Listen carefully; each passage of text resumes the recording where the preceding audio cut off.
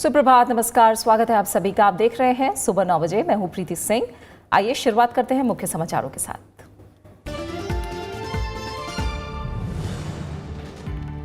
लोकसभा चुनाव के पहले चरण के लिए प्रचार का आज आखिरी दिन। मैदान में नितिन गडकरी, किरेन रिजिजू, वीके सिंह समेत कई केंद्रीय मंत्री, हरीश रावत, जीतनराम मांझी, मुकुल संगमा और अजीत सिंह समेत कई दिग्गज भी चुनावी रण में। 20 राज्यों की 91 सीटों के लिए 11 अप्रैल को मतदान।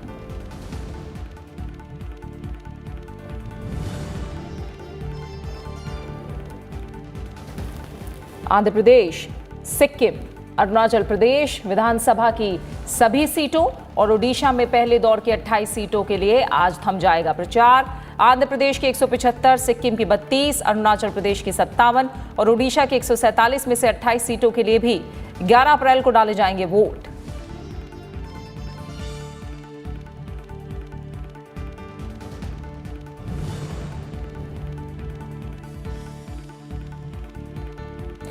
महाराष्ट्र के लातूर की चुनाव रैली में आज मंच साझा करेंगे प्रधानमंत्री नरेंद्र मोदी और शिवसेना प्रमुख उद्धव ठाकरे। कर्नाटक के चित्रदुर्ग और मैसूर में प्रधानमंत्री की चुनावी जनसभाएं। तमिलनाडु के कोयम्बटूर में भी करेंगे चुनावी रैली।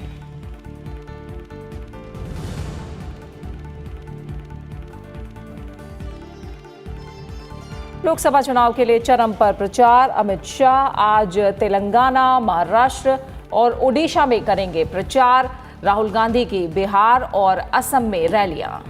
मायावती की बिजनौर में जनसभा।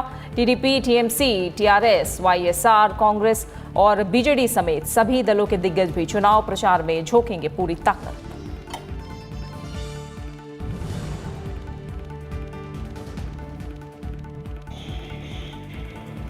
मध्य प्रदेश समेत 4 राज्यों में 52 ठिकानों पर आयकर विभाग के छापे में 281 करोड़ रुपए की बेहिसाबी नकदी के संगठित रैकेट का पर्दाफाश।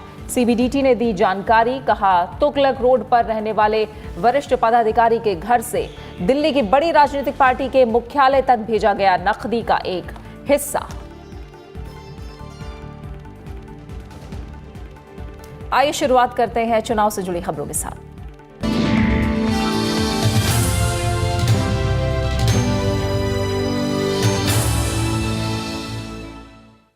लोकसभा चुनाव के 11 अप्रैल को होने वाले प्रथम चरण के चुनाव के लिए आज शाम 5 बजे प्रचार थम जाएगा। इस चरण में 20 राज्यों की 91 लोकसभा सीटों पर मतदान होना है।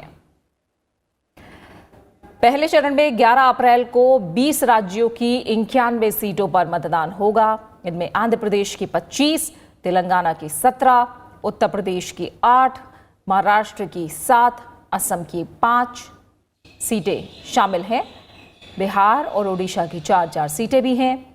अरुणाचल प्रदेश, पश्चिम बंगाल, जम्मू कश्मीर और मेघालय की 2 सीटें हैं। वहीं मिजोरम, नागालैंड, सिक्किम, छत्तीसगढ़, त्रिपुरा, अंडमान निकोबार और लक्षद्वीप की भी 1-1 सीटें शामिल हैं। 7 चरणों में देश भर की लोकसभा सीटों पर वोट डाले जाएंगे और नतीजों का ऐलान 23 मई को होगा। इस दौर में कई दिग्गज अपनी किस्मत आजमा रहे हैं। जिन दिग्गजों पर सबकी नजरें हैं उनमें महाराष्ट्र की नागपुर सीट पर केंद्रीय मंत्री नितिन गडकरी का मुकाबला कांग्रेस उम्मीदवार नाना पटोले से होगा। अरुणाचल की अगर बात करें, अगर अरुणाचल प्रदेश की बात करें तो अरुणाचल पश्चिम लोकसभा सीट से इस बार केंद्रीय गृह राज्य मंत्री किरेन रिजिजू मैदान में हैं। उनका सामना पूर्व मुख्यमंत्री नबाम तुकी से है। अल्मोड़ा लोकसभा सीट पर बीजेपी के अजय टम्टा का मुकाबला कांग्रेस के प्रदीप टम्टा से है। वहीं जम्मू लोकसभा सीट पर बीजेपी उम्मीदवार जुगल किशोर शर्मा का मुकाबला कांग्रेस के रमन भल्ला से है। मुजफ्फरनगर लोकसभा सीट पर बीजेपी उम्मीदवार संजीव बालियान और राष्ट्रीय लोकदल के अध्यक्ष चौधरी अजीत सिंह के बीच सीधा मुकाबला है। बागपत लोकसभा सीट पर इस बार मौजूदा केंद्रीय मंत्री और बीजेपी उम्मीदवार सत्यपाल सिंह और एसपी बीएसपी आरएलडी गठबंधन से आरएलडी कैंडिडेट जयंत चौधरी में सीधी लड़ाई है। उत्तराखंड की नैनीताल लोकसभा सीट पर बीजेपी के अजय भट्ट और पूर्व मुख्यमंत्री और कांग्रेस उम्मीदवार हरीश रावत के बीच मुकाबला है। गया लोकसभा सीट पर पूर्व मुख्यमंत्री जीतन राम मांझी का मुकाबला जेडीयू के विजय मांझी से है। गाजियाबाद से केंद्रीय मंत्री वीके सिंह मैदान में हैं।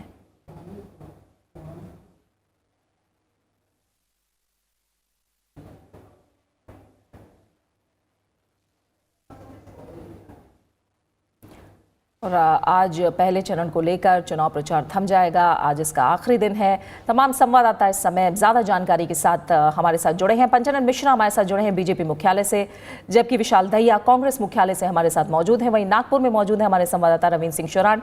पंचानन, अगर पहले आपका रुख करूं तो अब लोकसभा चुनाव की असली परीक्षा एक तरह से शुरू होने वाली है। पहले चरण की वोटिंग से पहले मतदाताओं को लुभाने की आज आखिरी कोशिश होगी। कल ही संकल्प पत्र भी जारी हुआ है। बीजेपी के बड़े नेताओं से लेकर कार्यकर्ता किस तरह की तैयारी में है? आज क्या रणनीति रहने वाली है मतदाताओं को लुभाने के लिए?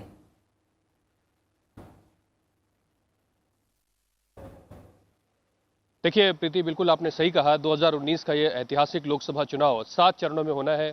11 तारीख को पहले चरण का मतदान है और आज ये चुनाव प्रचार थम जाएगा। और अब जैसा कि बिल्कुल स्पष्ट हो चुका है, सभी पार्टियों ने अपने अपने संकल्प पत्र, घोषणा पत्र, वायदे के जितने पत्र हैं वो सब जारी कर दिए हैं। और कल ही हमने देखा कि किस तरह से जो अभी मौजूदा केंद्र सरकार में जो बीजेपी और एनडीए का गठबंधन है, तो बीजेपी ने अपना जो संकल्प पत्र यहाँ पर जारी किया। अब ये तय हो गया है कि चुनाव किन मुद्दों पर और किस आधार पर लड़ा जाएगा, क्योंकि ये चुनाव अपने आप में ऐतिहासिक इसलिए है क्योंकि एक प्रयोग यहाँ पर देखा गया कि भारतीय जनता पार्टी जो या उनके जो उसकी अगुवाई में एनडीए का गठबंधन है, उसके विपक्ष में एक पूरा महागठबंधन तैयार होकर चुनाव लड़ रहा है। तो ये एक अपने आप में एक बड़ी चुनौती भी जो सत्तारूढ़ दल है उसके लिए तो है ही, साथ में एक प्रयोग भी है। और इसका एक उदाहरण यहाँ पर उत्तर प्रदेश में भी देखा जा सकता है, क्योंकि पहले चरण जब उत्तर प्रदेश में 7 चरणों में चुनाव होने और जो पहला जो चरण है जहां 8 सीटें हैं, पिछले चुनाव में 2014 में सभी 8 सीटें बीजेपी ने जीती थी और पहला चरण यहीं से शुरू हो रहा है। तो इसका जो प्रयोग है, यानी यहीं से इसकी बानगी दिखनी शुरू हो जाएगी 11 तारीख को जब यहाँ पर वोट होंगे। और नतीजा तो खैर 23 तारीख को आएगा, लेकिन एक जो नया जो विपक्ष का एक दांव कह लीजिए, एक प्रयोग कह लीजिए, वो यहाँ से दिखना शुरू हो जाएगा। और ये चुनौती देश भर के अलग अलग इलाकों में है। तो बीजेपी जो सत्तारूढ़ दल है उसने अपना जो विजन है बिल्कुल क्लियर कर दिया है कि किस तरह से राष्ट्रवाद एक प्रमुख मुद्दा होगा, लेकिन उसके साथ ही जो पिछले 5 साल में सरकार ने काम किए हैं उसको आगे बढ़ाने, यानी विकास पर जो सबसे ज्यादा फोकस किया गया है। और अब इसी मुद्दों के आधार पर वो जनता के बीच में जा रहे हैं। और जो कुछ कंट्रोवर्शियल मुद्दे कहे जाते थे, चाहे वो कश्मीर हो, 370 हो या 35A हो, उस पर भी पार्टी का स्टैंड वही है जो 2014 में है और उसको आगे ले जाने की बात कही गई है। तो सभी पार्टियों ने अपने अपने रुख को बिल्कुल साफ कर दिया है, उसी के आधार पर जनता को चयनित करना है। बिल्कुल पंचानन, और अब विशाल दहिया का हम रुख करते हैं, कांग्रेस मुख्यालय में मौजूद हैं। विशाल, पहले चरण के लिए आज प्रचार का आखिरी दिन है और कांग्रेस उम्मीद कर रही है कि न्याय योजना के तहत वो अपना एक तरह से दांव खेल रही है। आज प्रचार के आखिरी दिन पहले चरण के लिए किस तरह से नेता दांव खेलते नजर आएंगे और ये चरण कांग्रेस की सीटों और उसकी साख के हिसाब से कितना अहम है?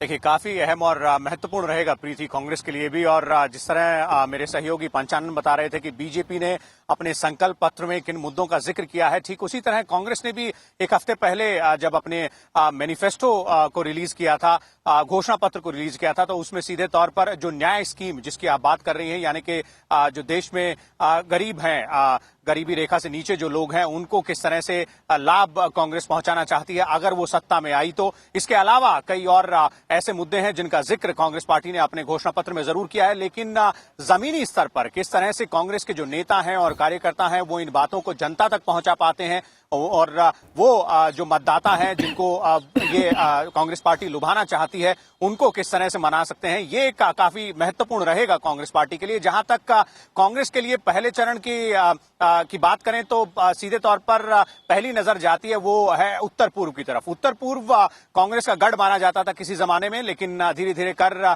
लगभग सभी राज्य कांग्रेस के हाथ से छिटकते चले गए हैं वहां। और 25 सीटें यानी कि 25 लोकसभा की सीटें उत्तर पूर्व में है, लेकिन पहले चरण में 14 सीटों पर मतदान हो रहा है। और इन 14 सीटों पर जरूर कांग्रेस चाहेगी कि जिस तरह का दबदबा उसका था, अगर वो दोबारा बरकरार ना हो तो कम से कम जिसे कहा जाए कि थोड़ा सा जो फायदा है कांग्रेस को वो वहां जरूर मिले। और काफी महत्वपूर्ण इसी लोकसभा चुनाव के साथ कई राज्यों में जो विधानसभा चुनाव हो रहे हैं उनको लेकर भी देखा जा सकता है कांग्रेस के नजरिए से। खासतौर पर अरुणाचल प्रदेश जो है, अरुणाचल प्रदेश में कांग्रेस की सरकार थी अभी तक का, और ये पहला चुनाव होगा कांग्रेस के लिए अरुणाचल प्रदेश में, खासतौर पर विधानसभा चुनाव, जहां वो विपक्षी दल के तौर पर इस वक्त मैदान में उतरी है। बिल्कुल, अरुणाचल को लेकर क्योंकि आपने दौरा भी किया है विशाल, हम आपका रुख करेंगे और इसके बारे में ज़्यादा जानकारी आपसे लेंगे। फिलहाल हम नागपुर रुख करेंगे। हमारे संवाददाता रविंद्र सिंह शोरान वहाँ मौजूद हैं। नागपुर एक वीआईपी सीट, यहाँ नितिन गडकरी का मुकाबला कांग्रेस उम्मीदवार नाना पटोले से है। और रविंद्र, 2014 में नाना पटोले ने भंडारा गोंदिया सीट पर बीजेपी के टिकट पर चुनाव लड़ते हुए एनसीपी को हराया था। 2017 में वो बीजेपी छोड़कर कांग्रेस में शामिल हुए। ये दिलचस्प जो सिलसिला है वो चला है इस बार के चुनाव से पहले। ऐसे में इस बार कितना रोचक मुकाबला दिख रहा है?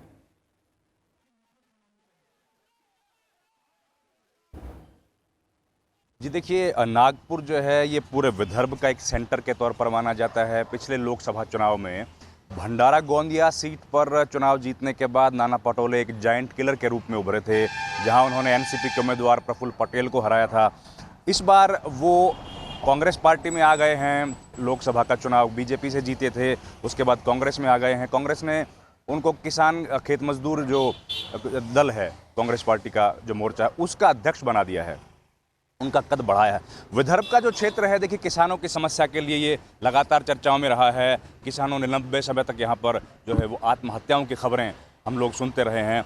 और विदर्भ का जो क्षेत्र है ये करीब 100 बरस से एक अलग तरीके से एक राज्य जो है वो बनाया जाए, इस तरीके की मांग यहाँ पर उठती रही है। तमाम राजनीतिक दल किसानों के मुद्दों को सुलझाने के लिए इस बात मानते रहे हैं कि अगर इसको अलग से एक राज्य का दर्जा दिया जाए तो शायद विदर्भ का विकास हो सकता है। और कॉटन बेल्ट ये बहुत बड़ी हिंदुस्तान की है, इसको उसी तरीके से आगे बढ़ाने की ज़रूरत है। नागपुर में संतरा जो है वो हिंदुस्तान के अलग अलग हिस्सों में बहुत प्रसिद्ध है। यहाँ का मुकाबला नितिन गडकरी, क्योंकि बहुत बड़े नेता हैं, बीजेपी के अध्यक्ष रहे हैं, और वो जिस तरीके से यहाँ चुनाव लड़ रहे हैं वो बाकी जगह से बिल्कुल अलग है। वो इंफ्रास्ट्रक्चर डेवलपमेंट और जो विकास की जो उन्होंने काम किए हैं उनके आधार पर यहाँ पर पूरा चुनाव लड़ा जा रहा है। उनके भाषण में किसी भी दूसरे राजनीतिक दल के खिलाफ कोई तल्ख टिप्पणी नहीं है, वो किसी दल का नाम नहीं ले रहे हैं। और जो विकास कार्य करवाए, देखिए यानी कई मायनों में अलग नजर आ रहा है मुकाबला। मेट्रो का शिलान्यास हुआ था, उसमें आज पहला जो प्रखंड है वो शुरू हो गया है। हाँ, ठीक है। यानी कई मायनों में अलग और दिलचस्प मुकाबला नजर आ रहा है इस बार। और रवीन, फिलहाल हम यहाँ आपका शुक्रिया कहना चाहेंगे। पंचनन, आपका भी बहुत बहुत शुक्रिया फिलहाल हमारे साथ जुड़ने के लिए। विशाल, आप हमारे साथ बने रहिए। अरुणाचल पर खास जानकारी फिलहाल हम आपसे लेंगे। पहले चरण के चुनाव से पहले लोकसभा चुनाव के चौथे चरण में 9 राज्यों के 71 सीटों के लिए आज नामांकन दाखिल करने की आखिरी तारीख है। 10 अप्रैल को नामांकन पत्रों की जांच होगी। 12 अप्रैल तक नाम वापस लिए जा सकते हैं। चौथे चरण का मतदान 29 अप्रैल को होगा। नतीजों का ऐलान 23 मई को होगा। चौथे चरण में महाराष्ट्र में 17 सीटें हैं, राजस्थान और उत्तर प्रदेश में 13-13, मध्य प्रदेश और ओडिशा में 6-6, पश्चिम बंगाल की 8, बिहार की 5, झारखंड की 3, जम्मू कश्मीर की 1 सीट पर मतदान होगा। इस दौर में जिन प्रमुख उम्मीदवारों पर लोगों की नजरें हैं उनमें बिहार के बेगूसराय सीट से केंद्रीय मंत्री गिरिराज सिंह, उत्तर प्रदेश की कन्नौज लोकसभा सीट से डिंपल यादव, कानपुर से पूर्व केंद्रीय मंत्री शिवप्रकाश जायसवाल, पश्चिम बंगाल की आसनसोल सीट से टीएमसी की मुनमुन सिंह और बीजेपी उम्मीदवार बाबुल सुप्रियो शामिल हैं। वहीं आज ओडिशा विधानसभा चुनाव के चौथे चरण के लिए भी नामांकन दाखिल करने की आखिरी तारीख है। इस दौर में 42 विधानसभा सीटों पर 29 अप्रैल को मतदान होगा। नामांकन पत्रों की जांच कल होगी, जबकि नाम वापसी की आखिरी तारीख 12 अप्रैल है। नतीजों का ऐलान 23 मई को होगा। इसके अलावा आंध्र प्रदेश, अरुणाचल प्रदेश, सिक्किम और ओडिशा विधानसभा की 28 विधानसभा सीटों के लिए भी प्रचार आज शाम थम जाएगा। इन राज्यों में भी 11 अप्रैल को मतदान होना है। आंध्र प्रदेश विधानसभा की सभी 175 पर मतदान 11 अप्रैल को होगा। यहां मुख्य मुकाबला चंद्रबाबू नायडू की सत्तारूढ़ टीडीपी, जगन मोहन रेड्डी के वाईएसआर बीजेपी और कांग्रेस के बीच है। तेलुगु देशम पार्टी को उम्मीद है कि उनकी कल्याणकारी योजनाओं का फायदा पार्टी को चुनाव में मिलेगा। वहीं वाईएसआर कांग्रेस सरकार के खिलाफ माहौल का फायदा लेकर पहली बार सत्ता में आने की कोशिश कर रही है। वहीं अरुणाचल प्रदेश की 57 सीटों पर भी 11 अप्रैल को मतदान होना है। अरुणाचल प्रदेश में इस बार बीजेपी और कांग्रेस के बीच कड़ी टक्कर है, जहां सत्तारूढ़ बीजेपी और कांग्रेस दोनों दलों के प्रत्याशी समान लोकप्रियता का दावा कर रहे हैं। राज्य में लोकसभा और विधानसभा चुनाव एक साथ होने हैं। इन सीटों पर बीजेपी उम्मीदवार पहले ही निर्विरोध निर्वाचित हो चुके हैं।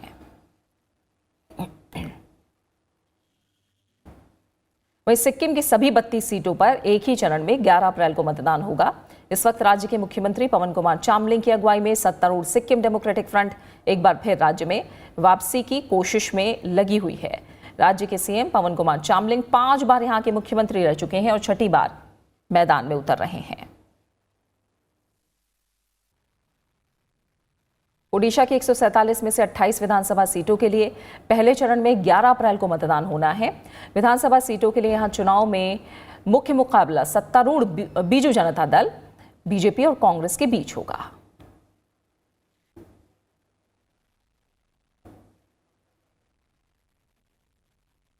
और इस समय हमारे साथ जुड़े हुए हैं हमारे संवाददाता अखिलेश सुमन, जो कि सिक्किम से हमारे साथ हैं। साथ ही हमारे साथ विशाल दहिया भी मौजूद हैं। अखिलेश, अगर पहले आपका रुख करें तो 1979 से क्षेत्रीय दलों का बोलबाला सिक्किम में हमेशा रहा। इस बार भी क्षेत्रीय दल उम्मीद कर रहे हैं कि वो अच्छा प्रदर्शन करेंगे, लेकिन राष्ट्रीय पार्टियां भी अपना पूरा जोर लगा रही हैं। सिक्किम में कैसा मुकाबला आपको दिख रहा है और प्रचार के आखिरी दिन आज क्या माहौल रहने वाला है? निश्चित तौर पे प्रीति, जिस तरीके का माहौल यहाँ है, राजनीतिक माहौल, वैसे में यहाँ की जनता क्षेत्रीय दलों को ही प्राथमिकता देती है। 2 क्षेत्रीय दल हैं महत्वपूर्ण, एक एसडीएफ है सिक्किम डेमोक्रेटिक फ्रंट और दूसरा है सिक्किम क्रांतिकारी मोर्चा, और इन दोनों के बीच कांटे की लड़ाई हो रही है। और जहां तक बीजेपी और कांग्रेस की बात है, बीजेपी और कांग्रेस ने पूरी जगह पे सीटें उम्मीदवारों भी नहीं दिए हैं, और उसके अलावा ये बात है कि संसदीय चुनाव के लिए दोनों जरूर जोर लगा रहे हैं।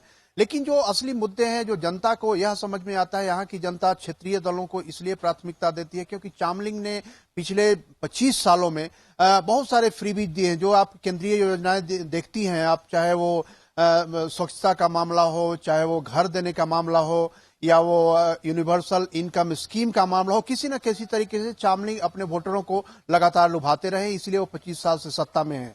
लेकिन जो विपक्ष है, सिक्किम रेवोल्यूशनरी मोर्चा, जो क्रांतिकारी मोर्चा, उनका कहना है कि एक ही व्यक्ति के सत्ता में रहने के कारण यहाँ डेमोक्रेसी किसी न किसी तरीके से प्रभावित हो रही है। वो बोलते हैं डेमोक्रेसी डेफिसिट है, यहाँ एक ही सेट के लोग यहाँ से सत्ता में हैं, इसलिए सरकारी जो योजनाएं हैं, सरकारी योजनाओं का लाभ एक ही सेट के लोगों को मिल रहा है। इसलिए उनका आरोप है कि यहाँ करप्शन बढ़ रहा है, यहाँ बेरोजगारी बढ़ रही है। जहां बताया हूं कि सिक्किम तीसरा ऐसा राज्य है जहां 100% तकरीबन 100% लिटरेसी सबसे ज्यादा केरल में है, उसके बाद मिजोरम में है, तीसरा सिक्किम में है। और ऐसे में लोगों का कहना है कि लोगों को नौकरियां नहीं मिल रही, लोग इस बात का आरोप लगा रहे हैं। यहाँ कई ट्राइबल ग्रुप हैं जिन्होंने एसटी का डिमांड करके रखा है, लेकिन उनको शेड्यूल ट्राइब में नहीं शामिल किया गया, एक बड़ा मुद्दा है।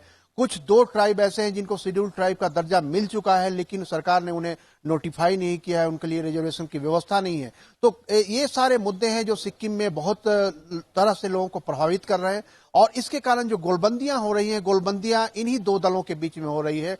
हालांकि कांग्रेस और बीजेपी भी लगातार प्रयास कर रही है, लगातार मीटिंगें कर रही है, और यह बहुत अच्छी बात है क्योंकि राष्ट्रीय दल अगर नहीं रहे तो और ज्यादा मुश्किलें होंगी। लोगों को यह नहीं लगेगा कि विकल्प हमारे पास नहीं है, इसलिए राष्ट्रीय दल भी पूरी कोशिश कर रहे हैं, और यह एक तरीके से बैलेंस करने का काम। जी अखिलेश, आप सिक्किम के जो तमाम समीकरण हैं वो आपने हमें समझाए और जो मुद्दे हैं वो भी सामने रखने की कोशिश की। फिलहाल इसके लिए आपका बहुत बहुत शुक्रिया। एक और उत्तर पूर्वी राज्य अरुणाचल प्रदेश, जहां का दौरा हमारे संवाददाता विशाल दहिया ने किया है। विशाल, अरुणाचल की जमीन पर जाकर आपने जमीनी जो सच्चाई है वो समझने की कोशिश की। 2 लोकसभा सीटें और 60 विधानसभा सीटों पर 11 अप्रैल को वोटिंग भी है। किस तरह का मुकाबला है और कितना अलग इस बार का चुनाव अरुणाचल प्रदेश में नजर आया आपको?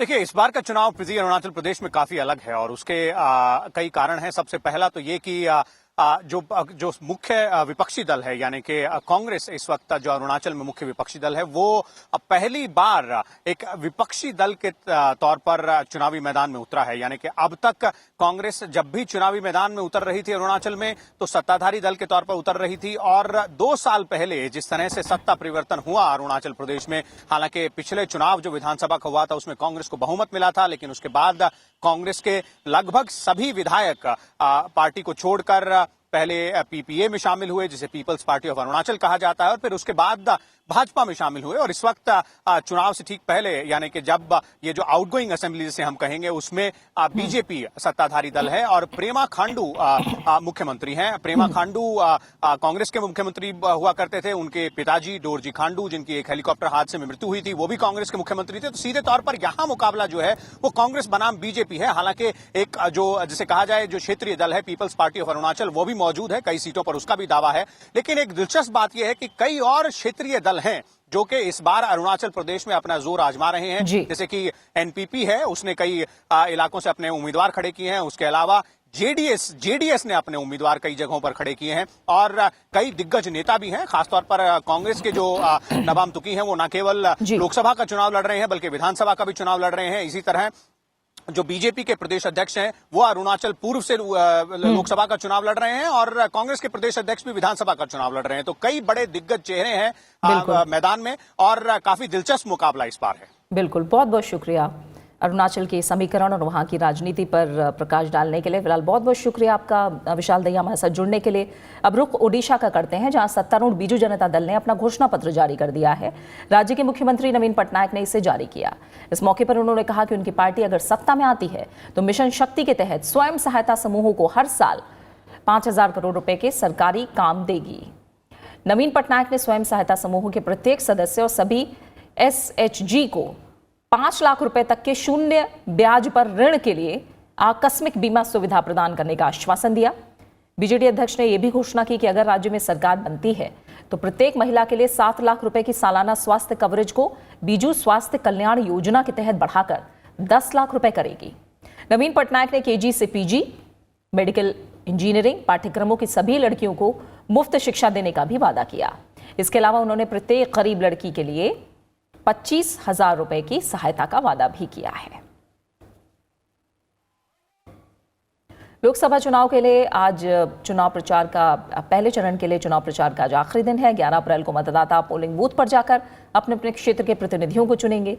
चुनाव प्रचार के आखिरी दिन तमाम पार्टियां कई जगहों पर रैलियां करने वाली हैं। प्रधानमंत्री नरेंद्र मोदी आज 3 राज्यों महाराष्ट्र, कर्नाटक, तमिलनाडु के चुनाव प्रचार करते नजर आएंगे। प्रधानमंत्री नरेंद्र मोदी और शिवसेना प्रमुख उद्धव ठाकरे महाराष्ट्र के लातूर में साझा रैली करेंगे। प्रधानमंत्री और उद्धव ठाकरे लातूर और उस्मानाबाद से गठबंधन के उम्मीदवारों के समर्थन में लातूर के औसा में एक जनसभा को संबोधित करेंगे। इन जिलों में मतदान 18 अप्रैल को होगा। बीजेपी और शिवसेना ने महाराष्ट्र में 25 और 23 सीटों पर चुनाव लड़ रही हैं। राज्य में 48 लोकसभा सीटें हैं। इसके बाद प्रधानमंत्री कर्नाटक के चित्रदुर्ग और मैसूरू में रैलियों को संबोधित करेंगे। प्रधानमंत्री तमिलनाडु के कोयम्बटूर में भी रैली करेंगे।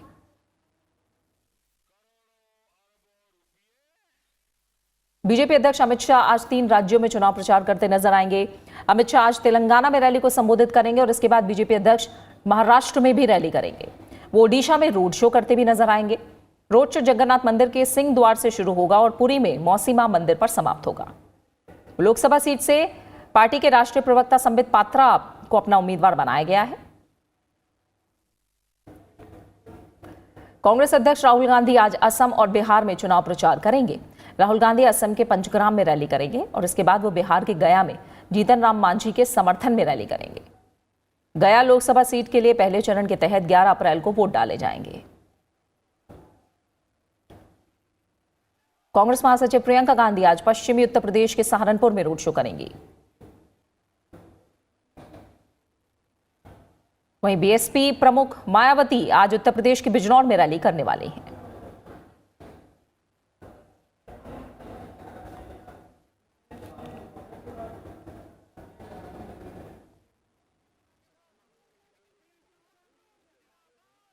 और इस समय कृति मिश्रा हमारी संवाददाता निजामाबाद से हमारे साथ जुड़ी हुई हैं। कृति, अगर साउथ की बात करें और तेलंगाना लोकसभा चुनाव के साथ साथ आंध्र प्रदेश में विधानसभा और लोकसभा चुनाव दोनों एक साथ हैं, इसकी बात करें तो जाहिर तौर पर जो क्षेत्रीय पार्टियां हैं वो ये चाहती हैं कि वो किंग मेकर की भूमिका में आए और राष्ट्रीय पार्टियां चाहती हैं कि वो अपना प्रदर्शन बेहतर करें। इस बार समझाइए चुनावी सरगर्मियां किस तरह की दिख रही हैं?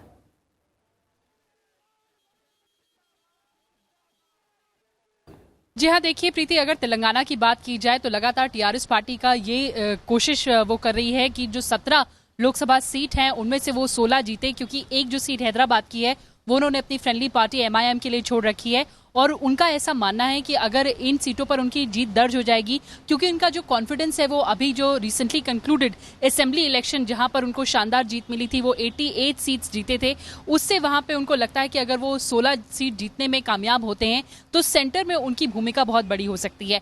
उसी के दूसरी ओर अगर हम आंध्र प्रदेश की बात करें तो आंध्र प्रदेश में भी जो 2 रीजनल पार्टीज हैं, चाहे वो टीडीपी हो चाहे वाईएसआरसीपी हो, वहां पर असेंबली और लोकसभा चुनाव दोनों एक साथ है और वहां पे भी दोनों ही दलों की ये कोशिश है कि ज्यादा से ज्यादा वो लोकसभा सीट जीतें ताकि जो सेंटर है वहां पर वो बड़ी भूमिका निभा सकें। इसीलिए लगातार पार्टियां कोशिश कर रही हैं कि जो उनका मैनिफेस्टो है, जो उनके वादे हैं, वो जनता तक जाएं और वो वोटरों को लुभाने में कामयाब रहें, ताकि सेंटर में, जैसा कि टीआरएस पार्टी का मानना है, एक फेडरल फ्रंट बने और वहीं टीडीपी और वाईएसआरसीपी का मानना है कि जो आंध्र प्रदेश को बेटर डील देगी जो भी पार्टी, वो उनके साथ गठबंधन कर सेंटर पर एक मजबूत सरकार बनाएंगे। बिल्कुल, अब तो देखना जो होगा रीजनल पॉलिटिक्स है वो तो जो उम्मीदें यहाँ अलग अलग पार्टियां कर रही हैं, मतदाता आखिर किसकी तरफ जाएंगे। पहले चरण की वोटिंग 11 अप्रैल को होनी है। आज चुनाव प्रचार पहले चरण के लिए थम जाएगा। फिलहाल बहुत बहुत शुक्रिया कृति हमारे साथ जुड़ने के लिए। आयकर विभाग ने सोमवार को कहा कि उसने मध्य प्रदेश में छापेमारी के दौरान करीब 281 करोड़ रुपए की बेहिसाबी नकदी के विस्तृत और सुसंगठित रैकेट का पता लगाया है। विभाग ने बताया कि अधिकारियों ने 14.6 करोड़ रुपए की बेहिसाबी नकदी बरामद की है और मध्य प्रदेश और दिल्ली के बीच हुए संदिग्ध भुगतान से जुड़ी डायरी और कंप्यूटर फाइलें अपने कब्जे में ली हैं। केंद्रीय प्रत्यक्ष कर बोर्ड यानी सीबीडीटी ने कहा कि विभाग को 20 करोड़ रुपए की संदिग्ध नकदी के तुगलक रोड पर रहने वाले महत्वपूर्ण व्यक्ति के घर से दिल्ली की बड़ी राजनीतिक पार्टी के मुख्यालय तक कथित तौर पर जाने के सुराग भी मिले हैं। सीबीडीटी ने देर रात एक बयान जारी करके कहा कि अब तक शराब की 252 बोतलें, कुछ हथियार और बाघ की खाल के अलावा 14.6 करोड़ रुपए की बेहिसाबी नकदी मिली है।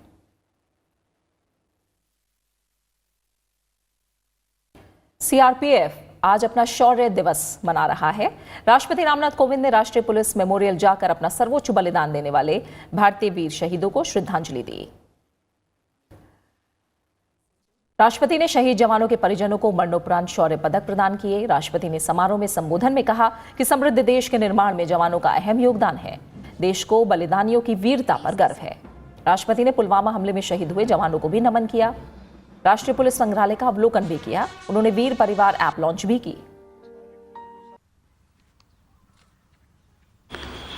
राष्ट्रीय पुलिस स्मारक में आकर अपना सर्वोच्च बलिदान देने वाले भारतीय पुलिस के वीर शहीदों को श्रद्धांजलि देना मेरे लिए एक भावुकतापूर्ण क्षण है। मरणोपरांत शौर्य पदक से आज सम्मानित वीरों की स्मृति को मैं नमन करता हूं। देश की सेवा में प्राण न्यौछावर करने वाले जिन पुलिस कर्मियों के नाम यहाँ वॉल ऑफ वेलर पर लिखे गए हैं, वे हमारे राष्ट्र की पावन स्मृति का हिस्सा हैं और पूरा देश उन्हें साहस, वीरता और पराक्रम के लिए हमेशा याद रखेगा। और इसी के साथ फिलहाल सुबह 9 बजे की खबरों में मेरे साथ इतना है। एक ब्रेक के बाद देख सकते हैं आप ब्रेकफास्ट न्यूज। नमस्कार।